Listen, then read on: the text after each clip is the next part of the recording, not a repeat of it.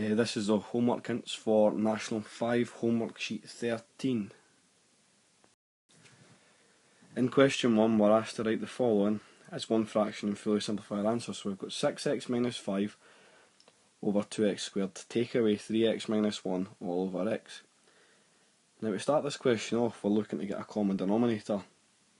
Now you can use kiss and smile, but it's not always the best option. So we look for the lowest common denominator, and we can do that by times in both of the right hand side by 2x. Now times in that right hand fraction by 2x will give us a common denominator of 2x squared. So we don't need to times this left hand fraction by anything at all. So to get a common denominator we times the second fraction by 2x. Okay, so we're doing nothing to this first fraction, it's just going to stay the same. Okay, so that will start off as 6x minus 5, and then I'll let you finish off the rest of the line. Make sure you fully simplify your answer. In question 2 we're asked to change the subject of the formula to m. We have the equation t equals m squared divided by 3 minus a, and we're looking to get that in the form where m is on its own on the left hand side. Now the first thing I would do is I would rewrite this equation. So I've got m squared divided by 3 minus a is equal to t, just so that we've got left on the m on the left hand side, sorry. Okay. Then we want to deal with this term at a time. So to get m on its own we want to move the a over first. Okay, so move that minus a first and then deal with your m squared over 3. So in question 3 we're told that the quadratic has an equation y equals x squared plus 4x minus 5, and we're looking to sketch this. Okay, so we'll break it down into different parts. Part A is looking for the roots.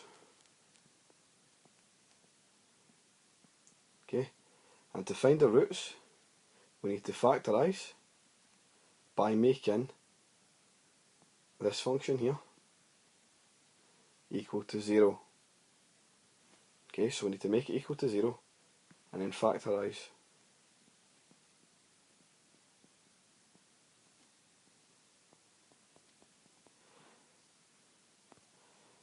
In part B we are looking for the turning point. Now to get the turning point we need to find the line of symmetry. So to find the line of symmetry you add your roots and then divide by 2.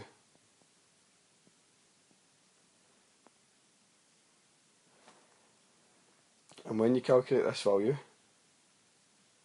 you substitute back into the formula for x. So once you calculate your value of your your line of symmetry, sorry, you sub into the formula.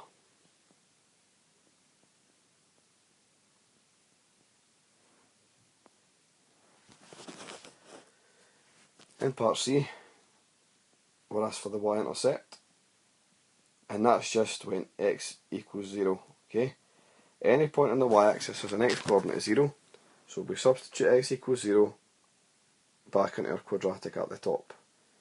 And then for part D we're just looking to plot all these points and sketch our quadratic. In question 4 we're asked to fully simplify the expression 6x to the power of 4 times 4x to the power of 5 all divided by 2x to the power of minus 3. So the first thing we want to do is we want to tidy up that numerator. Okay, so when we're multiplying we times the numbers at the front and then we add our powers. Okay, so when we multiply the numbers at the front and then we add our powers. So to finish that question off we're going to have to divide your new answer for your numerator by 2x to the power of minus 3. When you're doing that you divide the numbers at the front, so we're going to divide 24 by 2 and then we'll subtract our powers. Okay, so we'll subtract our powers. In question 5 we're asked to remove the brackets and simplify, So we've got 4 minus x times 2x minus 3. Take away 3 times 6 minus x.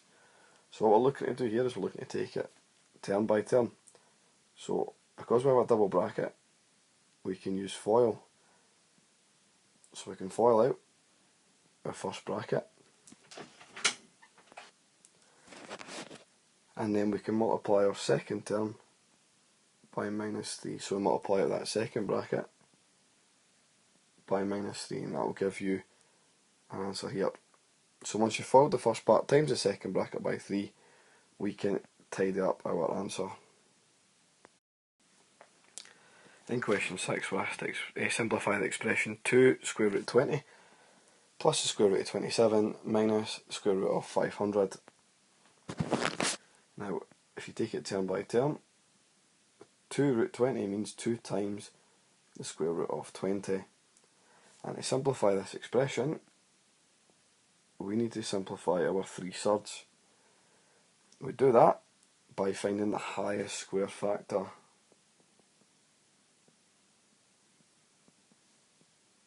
Okay, so you think of each number, and think of all the factors that go into 20, the factors of 20, factors of 27, and the factors of 500, and pick the highest square factor.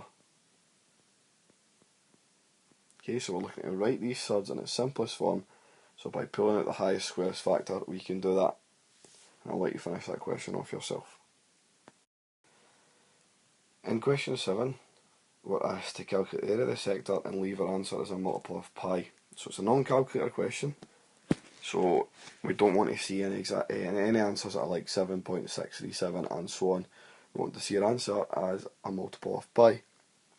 So, to find the area of a sector, you need to use the formula area of the sector is equal to your angle divided by 360 times pi r squared.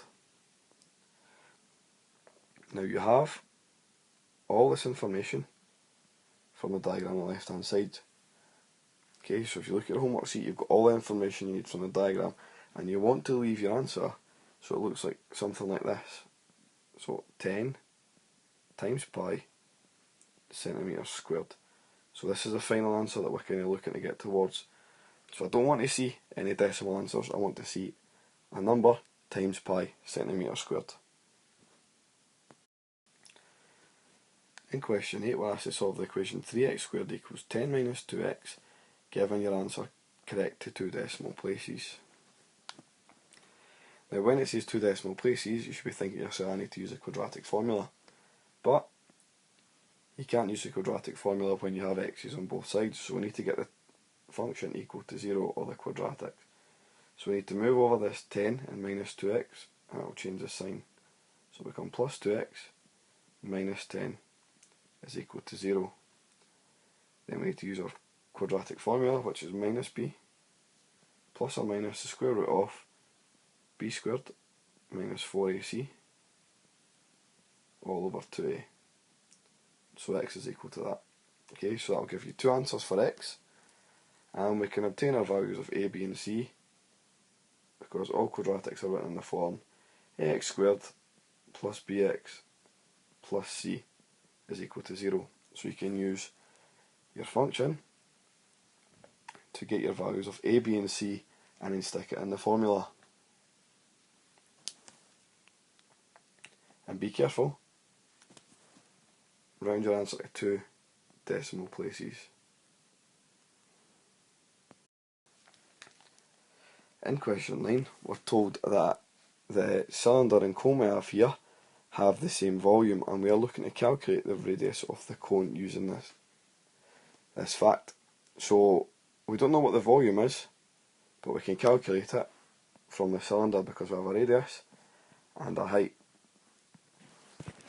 So our formula for the volume of a cylinder is pi r squared h. So using the information from the diagram above, you can calculate the volume of the cylinder, which is also going to be equal to the volume of the cone. Okay, so we're told the volume of a cone is 1/3 pi r squared h, and we're going to use our answer from here and put it in for the cone. Now the question is asking us to find the radius of the cone. So before we substitute in, we need to rearrange it. So we get r equals to, okay, and I'll give you a wee hint, it's going to be r equal to the square root of something. Okay, so you want to bring all these terms, the third, pi and h, all over to the other side, so you've got r on its own on the left hand side. Okay, and you're using your volume from your calculation using the cylinder. Okay, I hope that's helped.